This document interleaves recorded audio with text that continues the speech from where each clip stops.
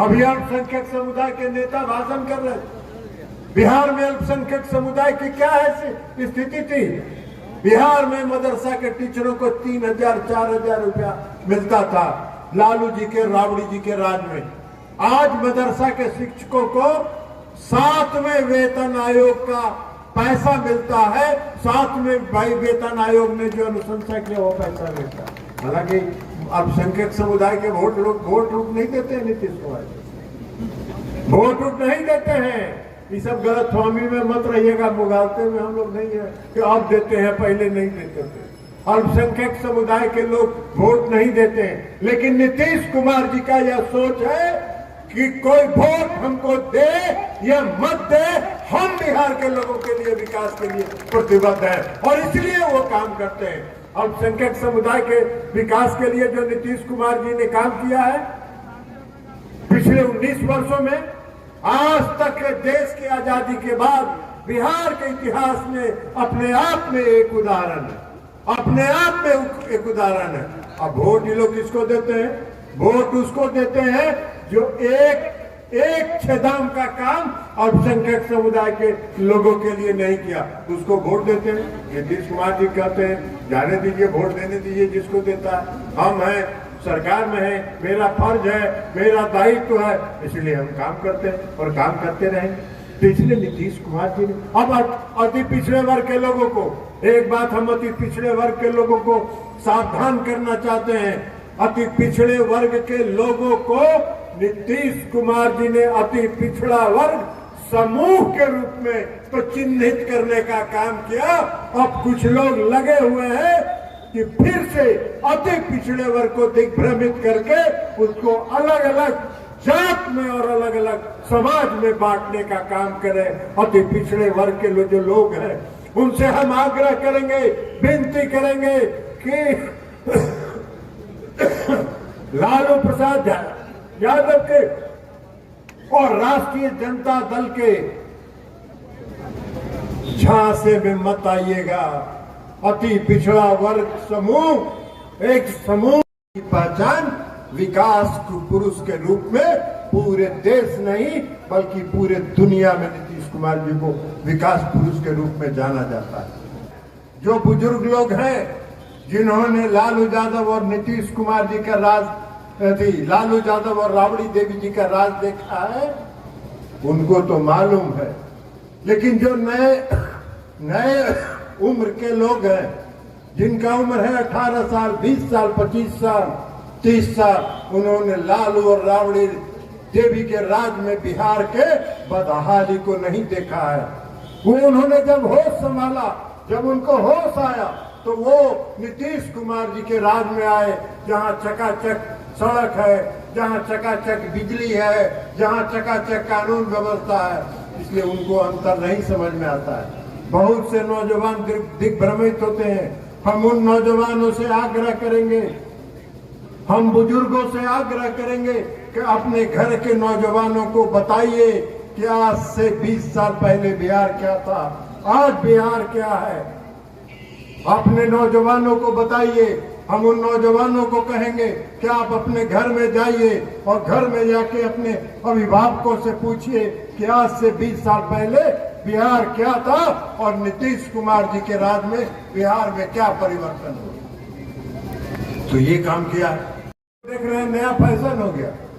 ये युवराज जो है माता पिता तो 15 साल राज किए, बिहार में एक रोजगार नहीं दी। अब आजकल रोज कह रहे हैं कि मेरे कहने से नीतीश कुमार रोजगार दे दी। उनको पता ही नहीं है कि नीतीश कुमार आज तक धरती में किसी का सुनते ही नहीं है। नीतीश कुमार जी जो समझते हैं कि ये बिहार के हक में है, बिहार के नौजवानों के हक में है, वो काम करते हैं। अरे जरा सवाल पूछ रहे हैं तो अपने माता पिता से भी रात में जाके पूछिए कि माता जी, पिताजी 15 साल बिहार में आपने शासन किया, लालू जी आपने 15 साल शासन किया, राबड़ी जी आप दोनों मिलकर शासन किए, बिहार में कितने नौजवानों को रोजगार दिए? 0 सन्नाटा, 0 सन्नाटा। और नीतीश कुमार जी ने अभी पिछले 6 महीना में 3.5 लाख क्या शिक्षा मंत्री जी सिर्फ 3.5 लाख। महाराष्ट्र के चुनाव में क्या हुआ? महाराष्ट्र के चुनाव में पूरा महाअघाड़ी बना, महाअघाड़ी बना। कौन कौन लोग आए? कांग्रेस पार्टी के लोग आए, उद्धव ठाकरे आए, शरद पवार आए, सारे लोगों ने मिलकर महाअघाड़ी बना। हम भी गए थे महाराष्ट्र के चुनाव में प्रचार करने के लिए। भारतीय जनता पार्टी का नेतृत्व ने, राष्ट्रीय अध्यक्ष जेपी नड्डा साहब ने हमसे आग्रह किया था कि महाराष्ट्र भी 1-2 दिन जाइए। हम गए थे वहाँ। हमने कहा वहाँ महाराष्ट्र के लोगों को कि बिहार में अघाड़ी को ओघड़ कहा जाता है, ओघड़। ओघड़ सब तंत्र मंत्र करता है घाट के नदी के किनारे। और मोदी जी ऐसा तांत्रिक है कि अक्षत फूंक के दिल्ली से फेंकेंगे, ये सब ओघड़ साफ हो जाएंगे। और वही हुआ, आज सब ओघड़ साफ हो गए और प्रचंड बहुमत के साथ भारतीय जनता पार्टी के नेतृत्व में महायुति ने वहां चुनाव जीतने का काम किया। आपने देखा बिहार में 4 का 4 सीट हम लोग जीते। 100% रिजल्ट है। बेलागंज की सीट जो हम लोग जीते, 35 वर्ष से, 35 साल से वहां सुरेंद्र यादव का कब्जा था, सुरेंद्र यादव का कब्जा था। और बेलागंज के जब मतदाताओं ने एक बार मन बनाया और उखाड़ के सुरेंद्र यादव के परिवार को उखाड़ के फेंक देने का काम किया और वहां जनता दल यू का उम्मीदवार थी। 4 का 4 सीट हम लोग जीते। अब जब 4 का 4 सीट जीत गए तो आपको समझ में तो आ गया कि 2025 में यही होने वाला है। जो महाराष्ट्र में प्रचंड बहुमत की सरकार बनी, बिहार में भी प्रचंड बहुमत की सरकार बनेगी। इसके पहले हरियाणा में चुनाव हुआ था। हरियाणा में चुनाव हुआ था, पूरा देश कह रहा था कि हरियाणा में भारतीय जनता पार्टी को बहुमत नहीं आ रहा है। और जब चुनाव परिणाम आया तो अकेले भारतीय जनता पार्टी को बहुमत प्राप्त हुआ। तो इसलिए बिहार में नीतीश कुमार जी और पूरे देश में नरेंद्र मोदी 20% आरक्षण दिया बिहार सरकार की सभी सेवाओं में। और आज लाखों की संख्या में महिलाएं सेवा में आ रही हैं।